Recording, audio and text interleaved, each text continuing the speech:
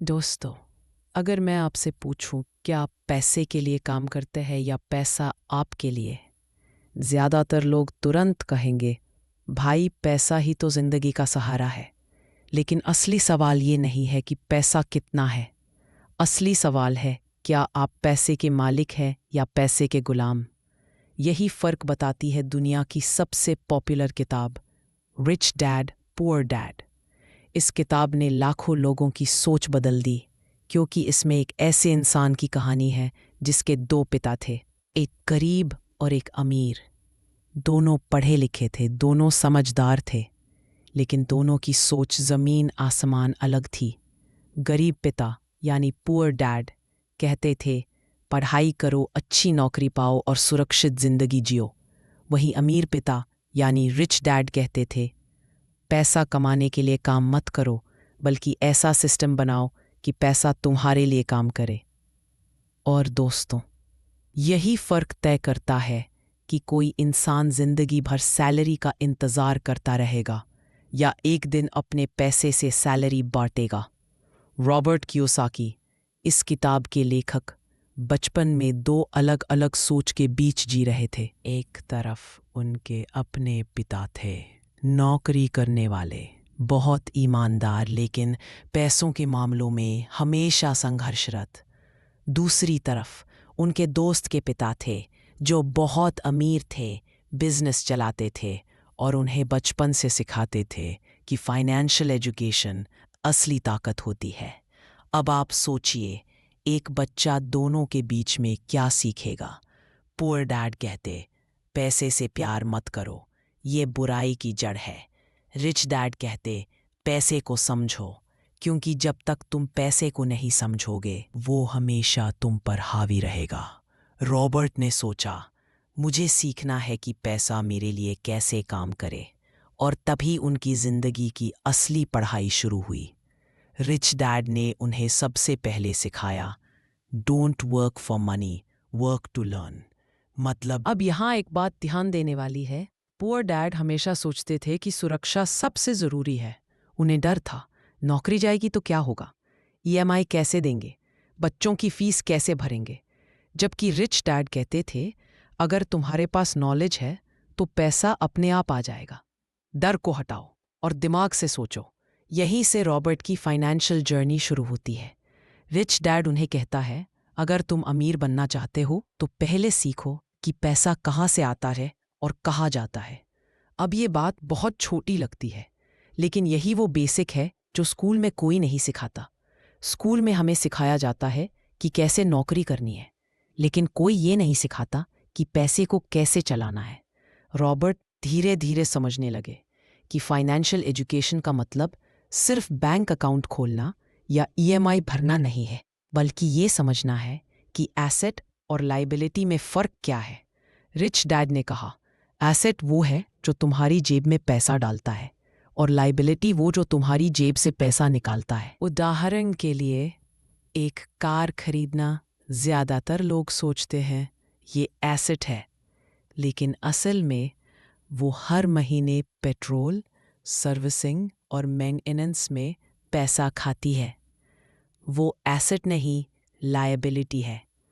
वहीं अगर तुम्हारे पास कोई प्रॉपर्टी है जो हर महीने किराया देती है, तो वो एसेट है। यानी फ़र्क सोच का है। वही चीज़ एक के लिए बोझ बन सकती है और दूसरे के लिए सोने की खान। अब रिच डैड रॉबर्ट को एक दिन कहते हैं, अगर तुम पैसे को अपने लिए काम करवाना सीख गए तो कभी जिंदगी में नौकरी के पीछे नहीं भागोगे। इसलिए उन्होंने उसे सिखाया कि पैसा कैसे इन्वेस्ट करना है, कैसे मल्टीप्लाई करना है और कैसे रिस्क लेना है। क्योंकि अमीर लोग रिस्क से डरते नहीं, वो रिस्क को मैनेज करना सीखते हैं। यहाँ पर एक बड़ा माइंडसेट शिफ्ट आता है। गरीब लोग कहते हैं, मैं ये अफोर्ड नहीं कर सकता, लेकिन अमीर लोग पूछते हैं, मैं इसे अफोर्ड कैसे कर सकता हूँ। देखा फर्क? एक सवाल रास्ता बंद कर देता है। और दोस्तों, यही है रिच डैड की सोच का जादू।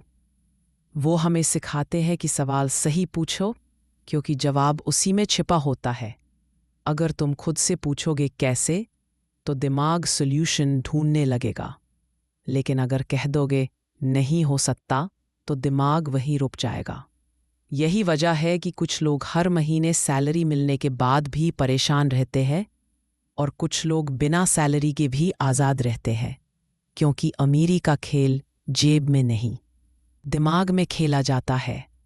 तो दोस्तों, याद रखो, अगर तुम्हें ज़िंदगी में फाइनेंशियल फ्रीडम चाहिए, तो शुरुआत करनी होगी माइंडसेट से।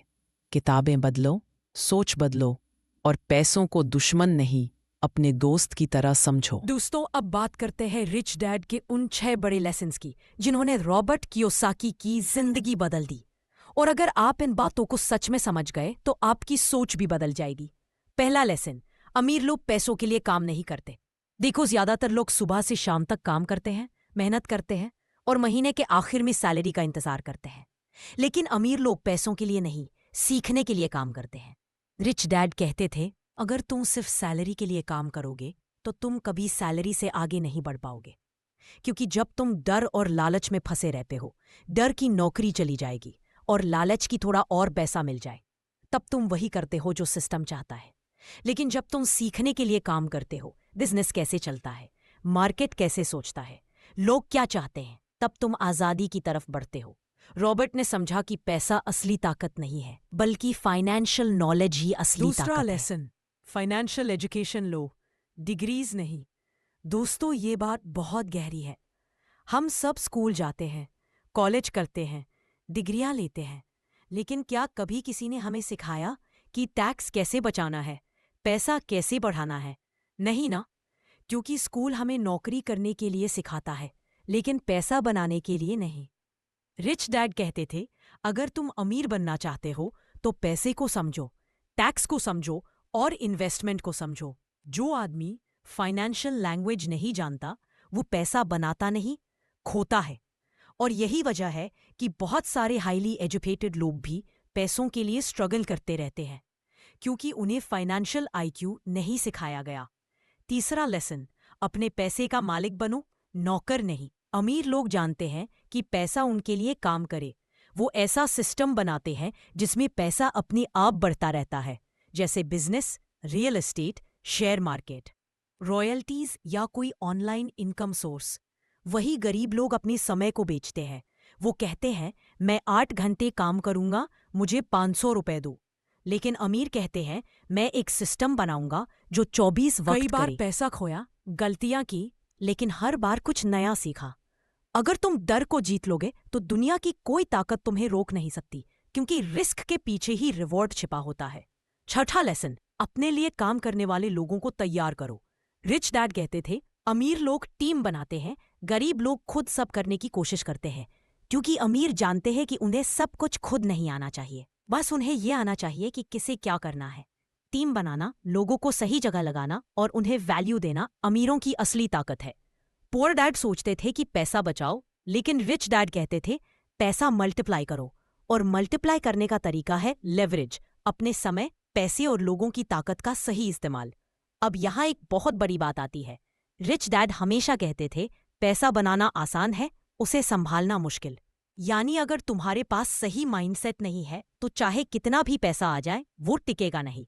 इसीलिए फाइनेंशियल डिसिप्लिन जरूरी है। हर महीने कुछ हिस्सा बचाओ, इन्वेस्ट करो और अपने खर्चे कंट्रोल में रखो, क्योंकि अमीर बनने की शुरुआत पैसे से नहीं, आदतों से होती है।